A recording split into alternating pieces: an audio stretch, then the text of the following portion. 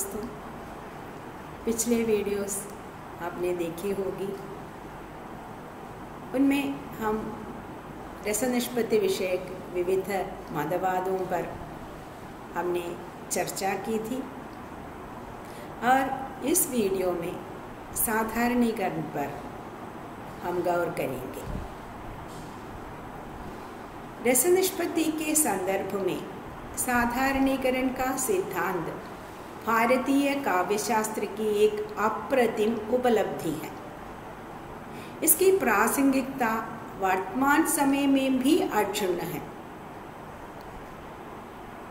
विभाव अनुभाव संजारी संयोगात् रसनिष्पत्ति ही भरतमुनि के इस रस सूत्र की व्याख्या करते हुए भुक्तिवाद के उन्नायक आचार्य भट्टनायक ने ही सबसे प्रथम साधारणीकरण पर उद्बोधन दिया था। अतः हम मान सकते हैं कि साधारणीकरण सिद्धांत के उन्नायक आचार्य भट्टनायक है। उनकी मान्यता रही थी कि भावगत्वम साधारणीकरण यानी भावकत्व नामक शब्द व्यापार से हम साधारणीकृत अवस्था में पहुंच जाते हैं। पिछले वीडियो में मैंने इस पर विस्तृत चर्चा भी की थी।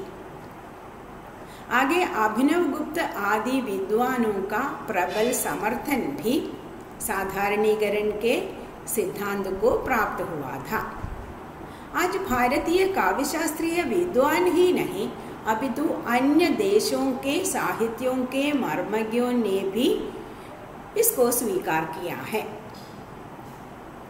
अंतर केवल यही है कि पाश्चात्य विद्वान इसी अवस्था के लिए एम्पैथी शब्द का प्रयोग करते हैं, जबकि हमारे यहाँ या भारतीय काव्यशास्त्र में साधारणीकरण जैसे पारिभाषिक शब्द का ही प्रयोग किया जाता है।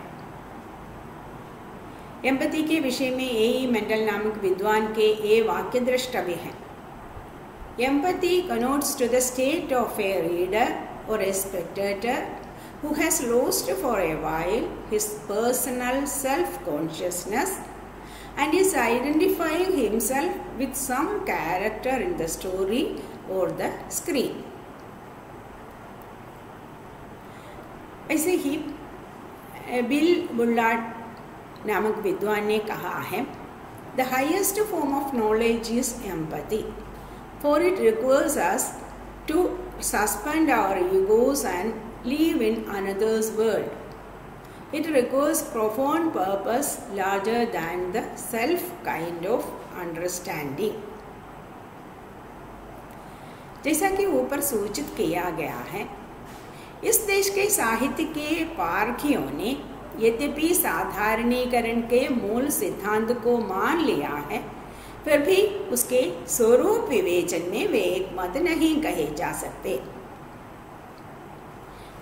साधारणीकरण कैसे घटित होता है और वह किसका होता है, ये दो बातें विवादास्पद रही हैं।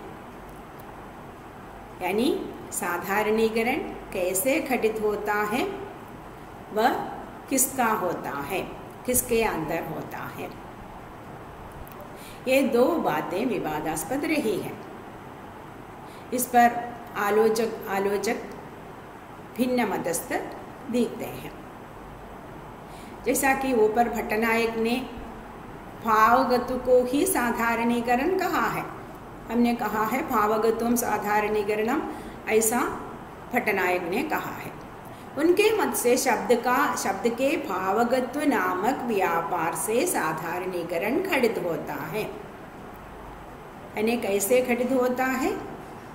भावगत्व नामक शब्द व्यापार से, यही भट्टनायक ने कहा है।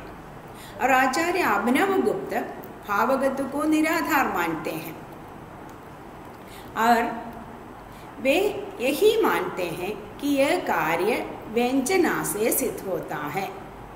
आचार्य विश्वनाथ साधारणीकरण को शब्द के अलौकिक विभावन व्यापार का परिणाम मानते हैं। आचार्य विश्वनाथ ने यद्यपि विभावन, अनुभावन और संचरण ऐसे 3 व्यापारों की परिकल्पना की है, तो भी विभावन को ही उन्होंने मुख्य माना है। लेकिन आज बहुधा अभिनवगुप्त के मत का ही विशेष मान्यता प्राप्त प्रतीत होता है, यानी व्यंजना व्यापार से ही साधारणीकरण खंडित होता है। इस मत की ही मान्यता है। साधारणीकरण की अवस्था के विवेचन में भी विभिन्न विचार दिखाई देते हैं। पट्टनायक ने उसके लिए एक भावगत शब्द का ही प्रयोग किया है। आचार्य शुक्ल जी इसी अवस्था को हृदय की मुक्तावस्था मानते हैं। श्री श्याम सुंदर दास इसे मधुमती भूमिका जैसी अवस्था मानते हैं। लेकिन एक बात है कि शब्दों के ऐसे वैभिन्न के होते हुए भी सब लोग यह मानते हैं कि साधारणीकरण से पाठक या प्रेक्षक एक सात्विक अवस्था में पहुंचता है और उससे रसास्वादन संभव होता है।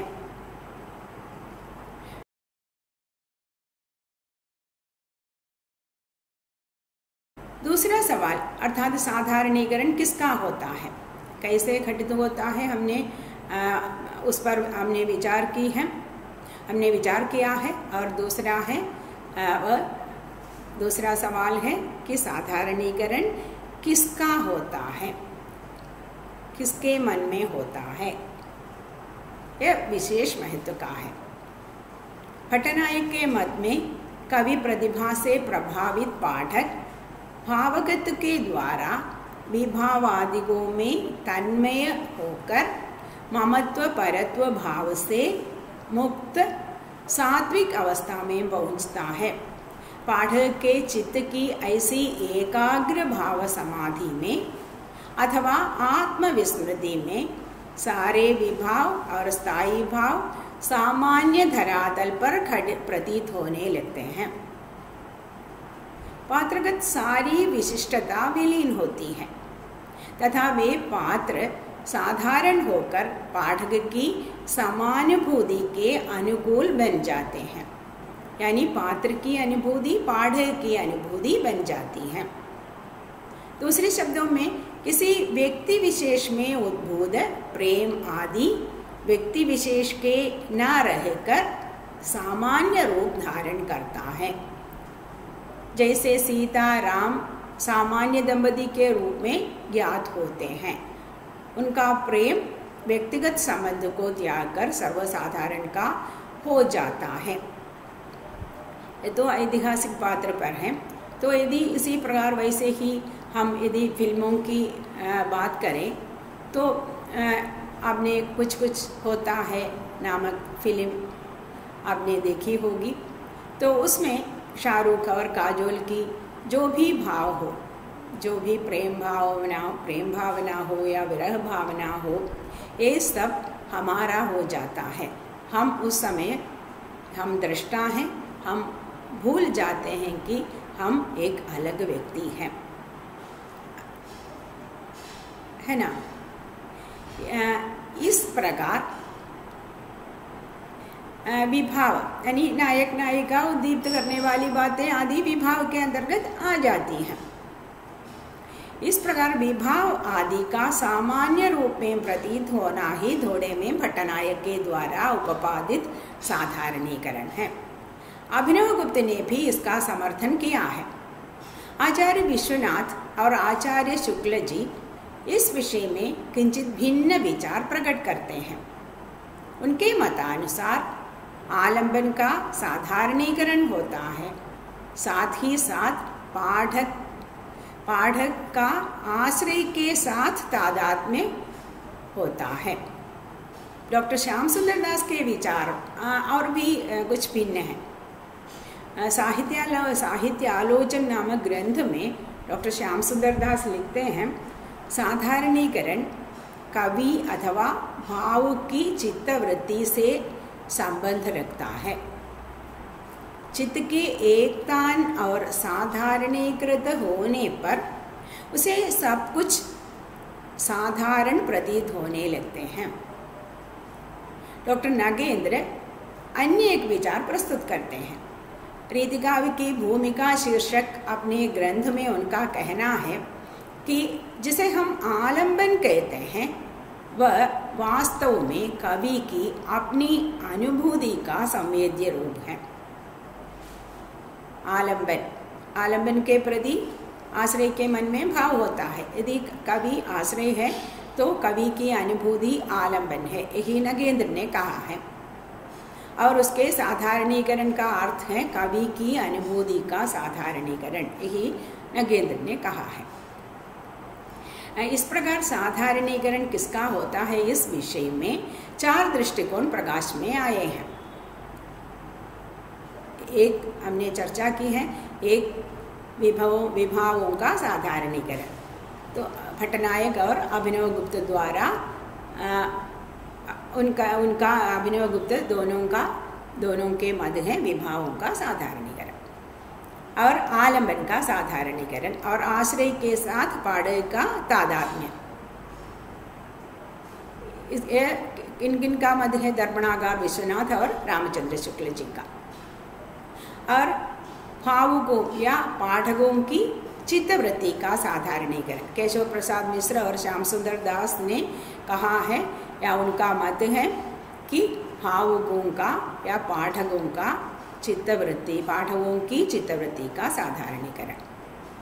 और डॉक्टर नागेंद्र ने कहा है कवि की अनुभूति का साधारणीकरण। इनमें पहले मत को पूर्णतः स्वीकार करने में यह कठिनाई है कि उसे अनुभव का पर्याप्त समर्थन नहीं मिलता। तो उदाहरण के रूप में आलोचकों ने कहा है, यदि सीता रसास्वादन की वेला में कामनी मात्र रह जाएगी तो कोई रामायण ही क्यों पढ़े। सीता राम इत्यादि का पूज्य भाव बनाए रखते हुए ही हम उनके चरित्र में आमग्न होते हैं। हमें मालूम है ऐतिहासिक पात्र है, इतिहास का पात्र है, रामायण का पात्र है राम और सीता, यह समझकर ही हम उनके चरित्र में आमग्न होते हैं और रसास्वादन पाते हैं। और दूसरा मत भी पर्याप्त संतुलित नहीं लगता, क्योंकि आश्रय से तादात्म्य की दशा हमेशा संभव नहीं है। और उसके लिए आलोचकों ने उदाहरण दिया है कि परशुराम लक्ष्मण से क्रोध करता है। जब रामायण में सीता से शादी करके राम और सीता लक्ष्मण तीनों वन प्रदेश से आगे आ रहे थे, तब परशुराम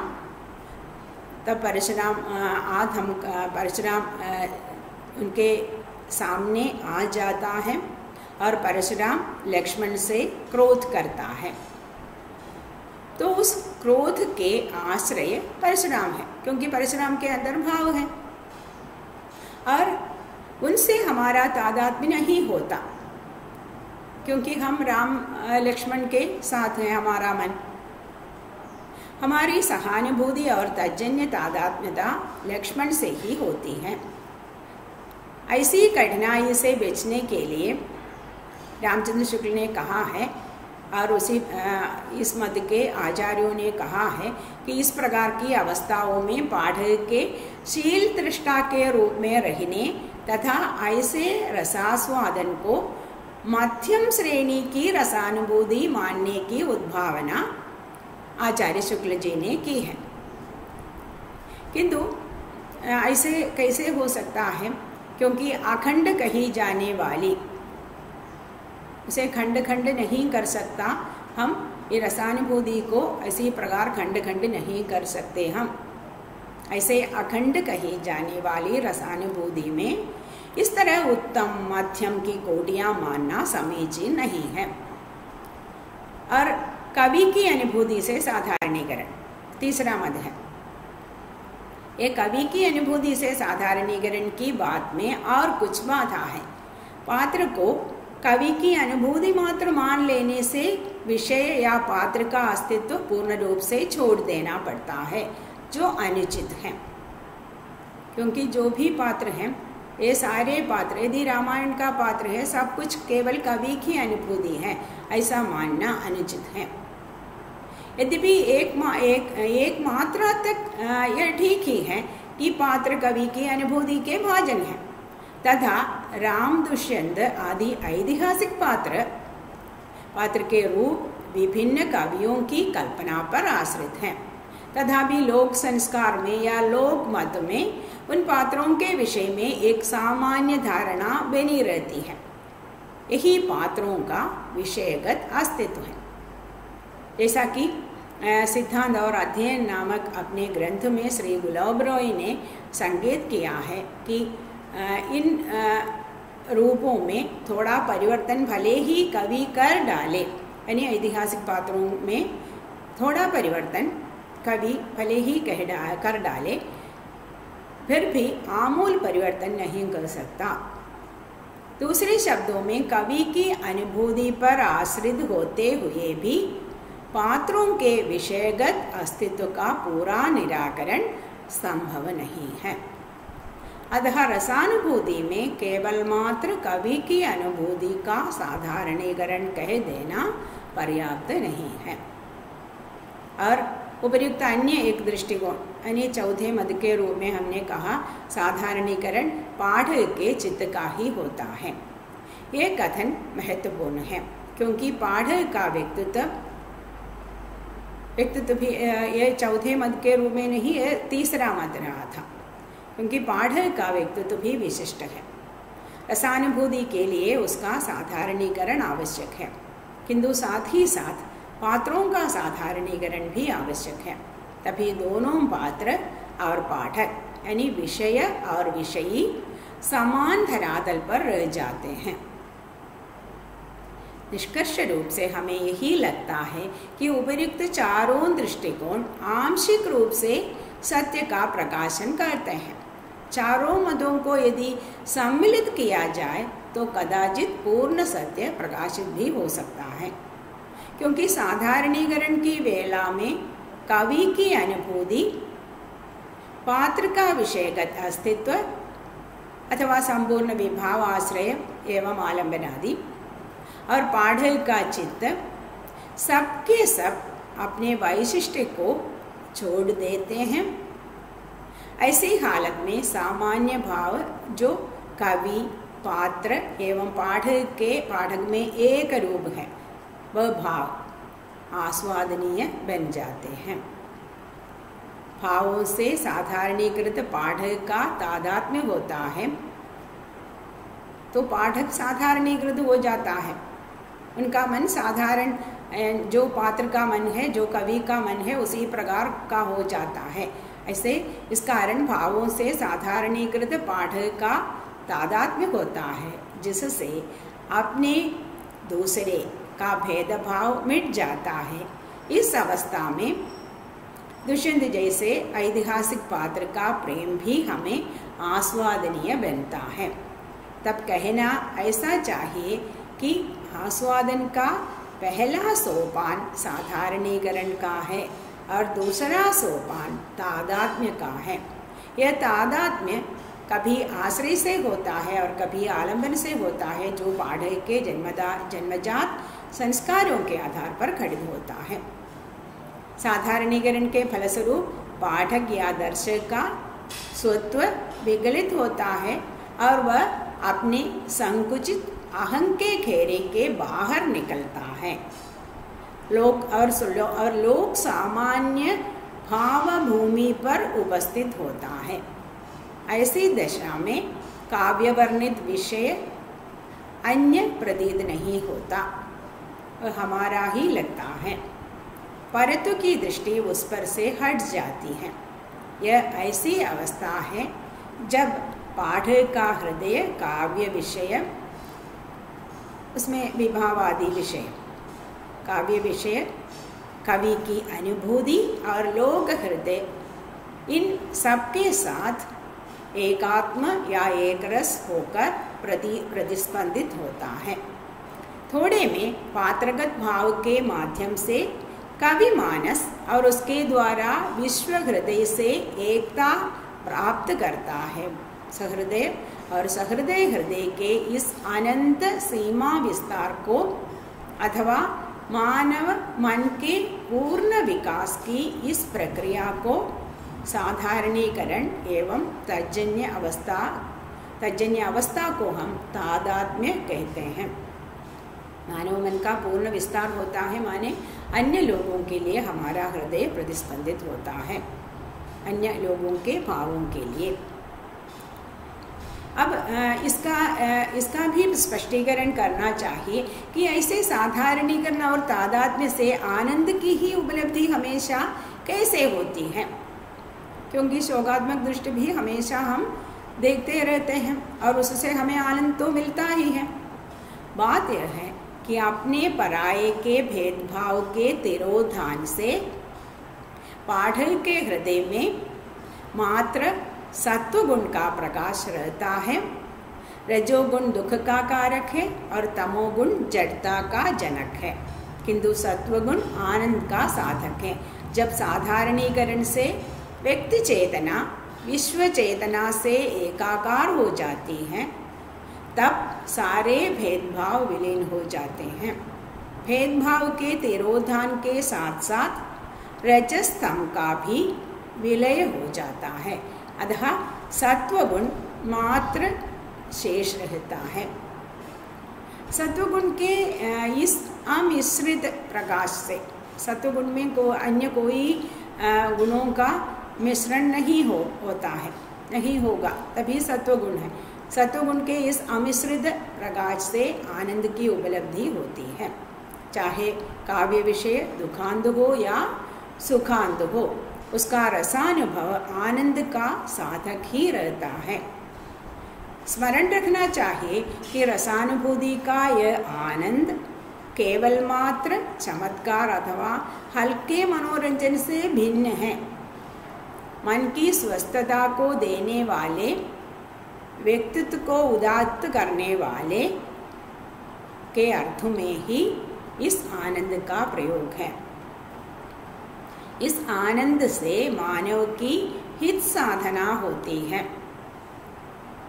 तो सहितस्य भावः साहित्यम, हितेन सह सहिता, हमने साहित्य की परिभाषा के रूप में हमने पिछले वीडियो में, जो पहले की वीडियो में हमने इसकी चर्चा की थी। इस आनंद से मानव की हित साधना होती है। यहाँ आनंद सूक्ष्म भावगत सत्य से जनित होने वाला है और उसके लक्षण सौंदर्य और शिवत्व हैं, इसलिए कहते हैं सत्यम शिवम सुंदरम। उन तीनों की साधिका रसानुभूति है। नमस्कार, धन्यवाद।